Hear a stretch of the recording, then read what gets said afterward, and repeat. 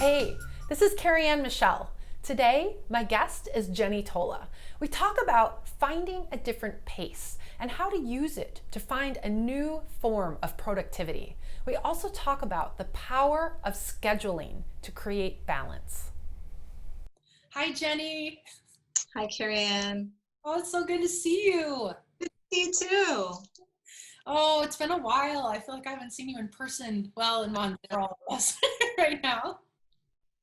Yeah, it's been a long time, but this is nice. Yeah, I know. Thank you for joining me and being one of my guests. Yeah, absolutely. I'm going to share a little bit with our audience about how we know each other and your background. My guest today is Jenny Tola, and Jenny is an agent and an owner at State Farm Insurance. She has her own practice here in Chicago. And she focuses on personal and small business clients. And Jenny's been a great resource for me. She's my agent, so it's been wonderful to have her as one of the people in my support group. But Jenny and I actually met several years ago when we were working with the Lyric Opera Young Professionals Board and had a lot of fun at different events in the city, sharing our love of opera and the arts. And we reconnected, a few years ago, and have done some work together. And so it's just really exciting to have you here with me today. Yeah, it's so nice. And one of the things that I love, is sort of an extra about you, is that you are quite a world traveler. I know it must be hard. COVID, yeah, to not be doing that, but I've watched your adventures through social media all over the world, and it's just really special. Yeah, it's been nice. I miss it already, but I we'll know, we'll travel again soon, hopefully. I would be curious, what's one of your like top one or two places you've been? Oh wow. Tokyo was amazing. So I really love Tokyo. And everything that we're going through right now, I remember being there 2 years ago. There was a lot of mask wearing in Tokyo. And so that really helped now during this time because I realized, they went through something and we're all going through that now. And so it was just a nice perspective. So Tokyo was great. And I don't know. There's just been so many places. I have a passion for Italy, so I could go to Italy every year constantly. I should probably just move there. So that's one of my other favorite places. Oh, both beautiful. I've never been to Tokyo. That's on my bucket list. But I agree with Italy. And also one of the things I think is really special is that you take your daughter with you. So Yeah, so she's 6, and for the last 6 years, since she was 7 weeks old, whenever I go, she goes, and we go everywhere together. So she's been all over the world already, which is really nice. And at first, everybody questioned it, what is she going to remember? But it's there. She remembers it. She knows the different foods she's eaten and different places she's been, and it's all part of her makeup now. So I'm glad I did it. yeah, it's fantastic. She has such a great perspective. I mean, she really must, having been to different cultures and hearing different languages. And like you said, food being something that she can really understand in different ways. Right, right. So yeah, I'm glad we did it because you just never know. Like right now, we're all grounded. So I'm glad we got that opportunity. Did it when we could. It's really great. I know, and I'm excited to talk about self-care today. And I mean, I think, traveling can be a really fantastic way to self-care, have some self-care. And it's interesting when you were talking about food, it was making me think that I've seen a few fun videos with your daughter, and you guys have been cooking together. And it seems like that was something you were doing a lot of, at least back in kind of the March and April timeframe. Yeah, yeah. As soon as we all got locked down, it was one of those things where I said, okay, I'm going to take the opportunity to make those fresh pastas that we learned how to make in Italy. So we made raviolis from scratch, and we made some breads from scratch and pesto from scratch, and just incorporating, I figured we had the time, we might as well make the most of it. And that was a lot of fun. And we made some videos.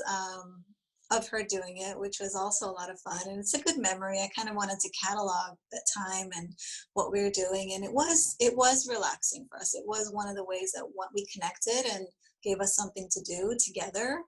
Um, And it reminded of us of our travels, which we couldn't do at the time, but we would have days where we'd say, okay, it's Italy day or it's France day, or because she's 6, we did a Disney day where we got all dressed up as, Disney cartoon characters and we watched the movies. So, incorporating a little bit of everything, to make the days fun, while they were seeming a little bit, anxious for a lot of people, we tried to make them fun. So. I love that, and the bringing the perspective in of even the idea, like you said, of cataloging it and having some of these fun memories that you could look back on and see what were we doing during this time and how did we spend that together. Exactly. So that was really nice. But as it's been a challenging time for so many people, and I am, a mother. I have a business, and I'm a single mom too, so I kind of have to do a lot of things on my own. So incorporating my daughter into the cooking so she can learn how to help me was also, in the background of what I was trying to figure out. But I've also tried to figure out, how do I take care of myself and focus on myself during this time where I really have no time to myself. If I'm not taking care of my daughter, I'm taking care of the business. So that was challenging at first, but I think I finally, after all these months, I figured it out. So. Well, Yeah. that's good. I'd be curious, what's one of your go-to forms of self-care as you think back in the last couple of months? So as I progressed through these last few months, at first it was hard to come up with a schedule. There was no routine. So I was trying to stick to a routine that I had before. And after sitting and meditating and thinking, I started to realize I needed to come up with my own schedule and my own plan. And one of the things that was hard to do initially, I think, because it's hard to say this, I was kind of liked not having to get up and get ready and get in a car and go somewhere. And I was sort of wasting those hours in the morning. And so through these months, I've realized that one of the most important things I can do is get up at 6:30 or 6 o'clock, like I used to, and get going. And the only time that I have to myself is that 6 to 8 window in the morning before my daughter, needs all my attention. So that's when I do my exercise, my yoga, my meditation, if I can squeeze that in the morning. But definitely the physical aspect is what I know I've realized through these last few months I really need. Whether at first it was a lot of yoga, and then even, since the months have progressed, I realized I needed to get more cardio in. And I wasn't. I was walking a lot. We were going for nice walks, but it just wasn't enough. So it's one of those, reflecting things. I said, okay, what is it that my body needs? What is it that I need? But definitely get that done, because if I tried to keep it to the afternoon or the evening, as we all know, sometimes the day escapes you, and it didn't happen. Yeah. So that's the most important thing, is getting back into that. Okay, I'm still going to get up and I'm still going to do this for myself every day. It's been the number one thing that I've done for myself, That's lately. that's fantastic. How does it feel at the end of the day when you reflect back on making that space? It feels great knowing that that's one thing that I did. I checked it off my list. I don't have to worry about it. And I can go through my day sort of guilt free, knowing that I got that done. I took care of myself. I feel good. And, it's been, being home, a lot of people are snacking, eating at irregular schedules. So just knowing I took care of that. And yeah, if we do have a couple extra cookies, it's going to be okay. Right. Yeah, be kind to yourself. Right, exactly. So yeah, it feels great. I mean, especially now that I've looked for every resource available out there too, because that was the other thing. I was so used to going to a facility, going to a gym, going to a yoga studio, meeting a trainer. I always did a lot of different things, but I had places to go and do them, and I had a support structure for that. And losing that at first was very challenging for me. And there are so many, there's actually too many resources available through a computer, through Zoom, through YouTube, whatever it is. Yoga studios are offering these things, and just finding the ones that work for me has really helped. And incorporating my daughter in that too. She's learning the yoga, and she does her push-ups and her sit-ups. And Great. yeah, it's been fun to watch her. Sometimes she'll just sit down and start doing push-ups, and I'm like, or sit-ups. And I'm like, okay, that's cute. She's seeing it, which she didn't see before, which I'm trying to look and, practice that gratitude. She never saw me go work out. She never saw me go to the yoga studios. It's something I talked about, but now she's actually seeing me do it. And I think that's healthy. I think it's good for her to see this is what mom does. This is good for us to keep active and stay Yeah. fit. Yeah. So, they pick up, they're like little sponges and they pick up on everything. So I like that she's seeing how I get through my day and the things that are working. That's fantastic. I mean, that's a really nice, if we want to look at silver linings of sort of the situation. I mean, I think that's a really good point. I'm sure you're not alone with that as a parent with, the idea that fitness used to really take place for most people outside of the home. And especially for young children, not really seeing that modeling and the fact that she's willing to try it with you. And, that what a great skill that she's learning. She's watching perhaps even your sort of well-being come to life through that. Right, right. Yeah. So that's been really special. And we are looking for silver linings everywhere through this whole thing. The time we can spend together and the things we can do together, which we wouldn't have done together before. It's been really special. So I'm trying to appreciate it as much as possible. And thank goodness we've been healthy. So we're trying to take advantage of all those fun things we can do together. Yeah. Well, and the other thing I'd be curious about is as you think about, self-care as it relates to being a business owner and an entrepreneur, sort of your career, you know, how does self-care make its way into the kind of the professional side of what you do? Well, with that, I'm working from home. I have a team right now. We're a team of 4 total. And so what I've tried to do is practice, showing my team gratitude because we're so disconnected. Mm. Letting them know that I appreciate what they're doing. And I think they appreciate that I've allowed them to be home because we do have an office, which I'm actually in my office right now, and we could come here, but I think everybody's comfort level with what's going on is different. And so I let them decide. And, some people want to come here and some don't. They want to be home and I'm letting them be home.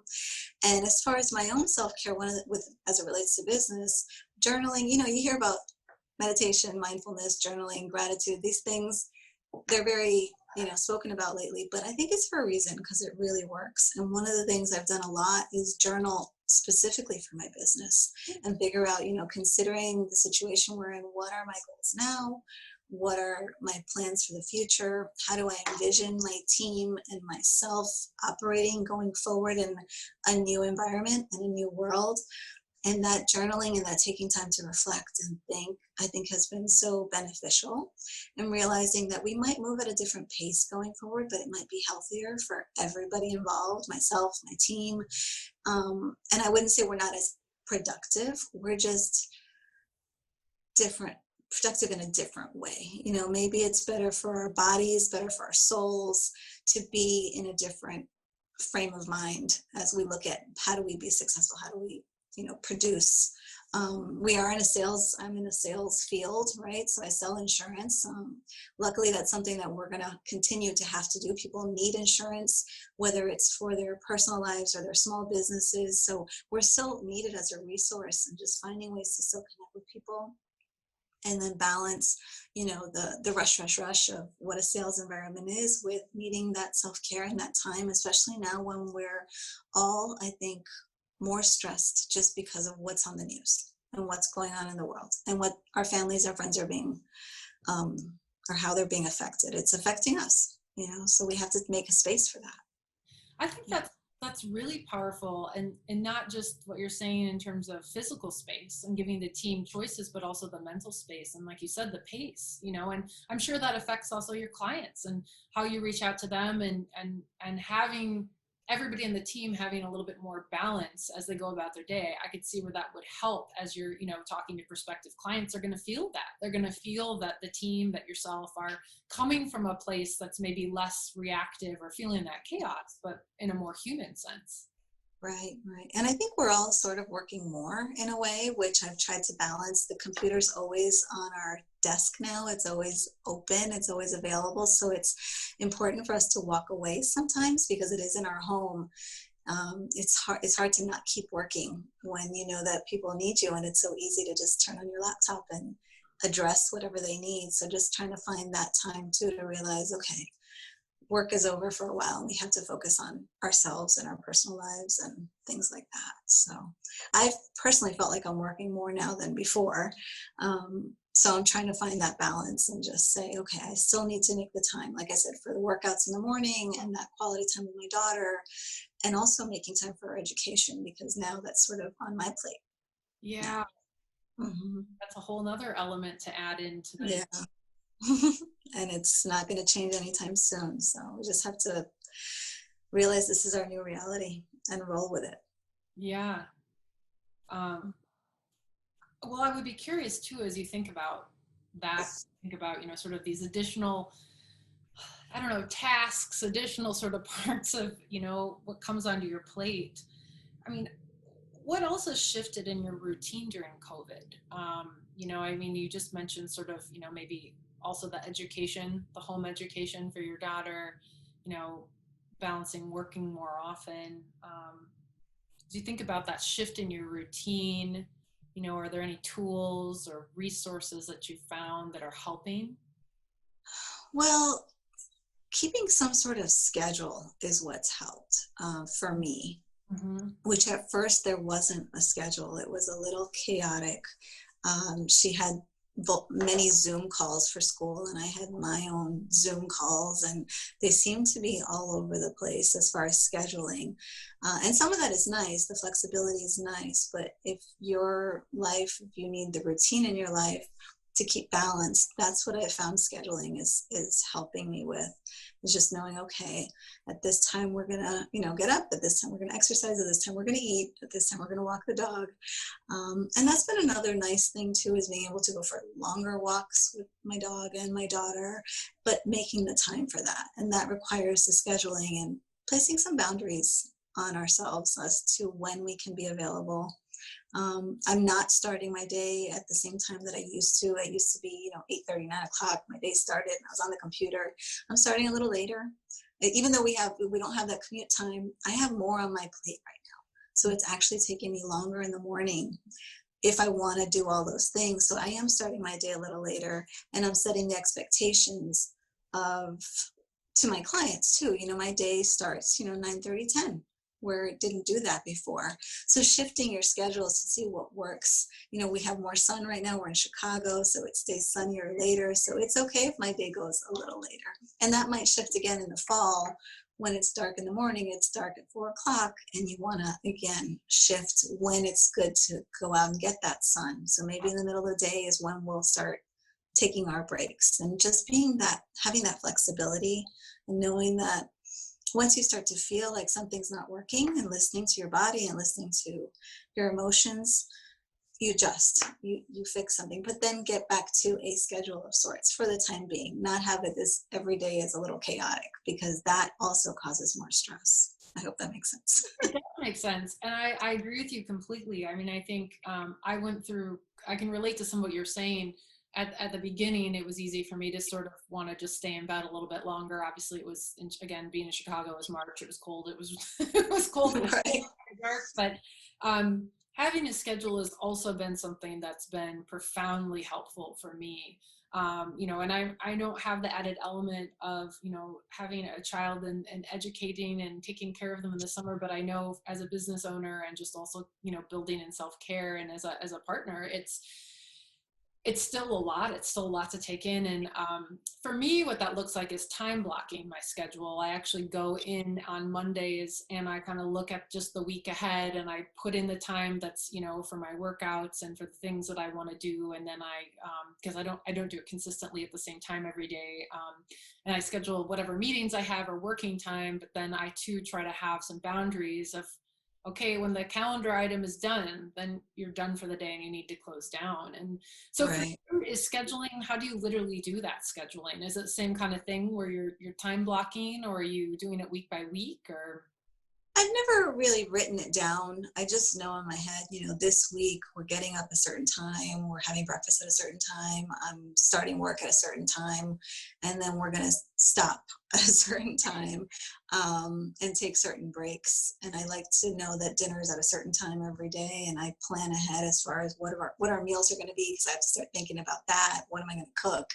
And meal prepping on the weekends, and that way I'm ready. Because even though I'm not getting up and going into my office every day and not having to drop her off at school, I still want to be ready to be, at work. At first, when, in March, I was making 3 meals a day. And because I was home, I thought, oh, I can do this. I can stop and prepare a nice lunch and then stop, prepare a nice dinner. And we had these nice breakfasts. And I was realizing it was taking time out of my work day when I was in a work mode and your brain is ready to go and you're getting calls from people, because I thought I could be home and do that, which I could. But that wasn't how, it wasn't it wasn't working for my schedule. So I needed to go back to, meal prepping, having the food available, knowing that, and telling my daughter, like, you can go and get this for yourself. You can get yourself some water, you can get yourself a plate, you can put this on the plate. And, as if I wasn't there because I was working, Yeah. because I needed that time. Otherwise, you end up wasting time doing things that are nice to do. It's nice to be able to cook a lunch in the middle of the day, but it wasn't productive. So some of the things that were novelties, I ended up cutting out again and going back to, the way we used to do them. And then we added things that, I wouldn't have done before. I wouldn't have started my day at 9:30 or 10 o'clock. Right. It would have been go, go, go. She would have had to be at school at 8. And now I do let her rest, sleep in, but I get up and I work out, so that I don't lose that time, to myself. And I think there's something powerful in what you're saying there, in just terms of the flexibility you've had to kind of learn what works, to learn what you need. Because in the end, having that flexibility, and balancing that with the schedule is where you start to find your natural productivity. And I also like that you mentioned that it likely may shift again, because right now we have these lighter days in Chicago where we are. Right. We know that the winter will come and we may still be in this new world. And Right. taking those lessons that you've been able to gather and seeing what works for you, and really spending the time with yourself, as you said earlier, journaling, even as a business owner, journaling about what is working, how do my goals need to shift, are there places I need to pivot, what is my team telling me, spending that mindful time and that space so you can make Right. smarter decisions, and you're Right. not afraid to pivot and shift. And sometimes that's what my meditation time is. I mean, I sit down and attempt to meditate, but I'm really just listening to my body and kind of reflecting on the day, and where was I stressed? Where did I feel anxiety? Where was I feeling rushed? And how do I, reflect on that so that I don't get to that point again another day, where I realize, okay, this is not working. But it's really important, because so many people are just rushing around and are lost because they don't have the schedules that they used to have, or don't have the routine. And just to take that time to reflect and figure out, what is it that we really need, what works for our bodies, what works for our minds, so that we don't feel that anxiety. And then my other tool was just, turning off the TV, Yeah. turning off the news, and really being careful with social media, because we're just bombarded with so much now. And it's hard to stay away from it and not want to know what's going out there and how many cases there are, and, what's going on with politics, but really just shutting it off to give yourself that time and that peace, because that definitely wasn't helping. And I think, I just want to say, everyone was going through it, especially March, April, May, listening to the news, watching the news, getting all that social media noise. A lot of it wasn't even true, so you got to be careful with what you're hearing, whether or not it's actually factual. Yeah. So just kind of turning it off has been the best thing for us to do. We'll get the information we need to know. That'll definitely come.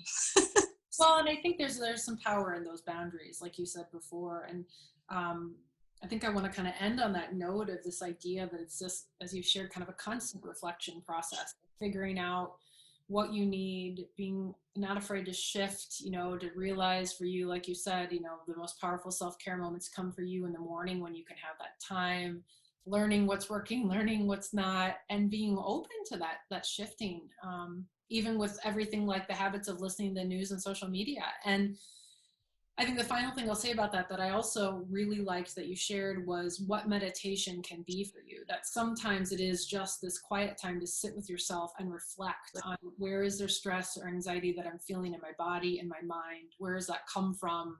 And giving yourself that time to ask the questions so that you can make those changes.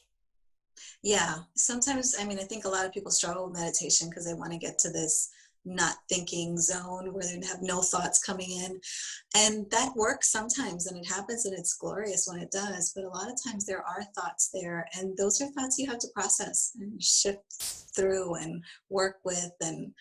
But you have to have that time to be there with those thoughts, and see how you can work, from those thoughts and get better. Yeah. Feel better. I love that. Mhm. Thank you for joining me today. Oh, thank you. Thank you for hosting me. This is great. It's great to see you and talk to you. Yeah, thank you for joining, and I hope you have a great rest of your day, and I hope I get to see you soon. Hopefully, yes. Soon. Socially distant, masks on. Exactly.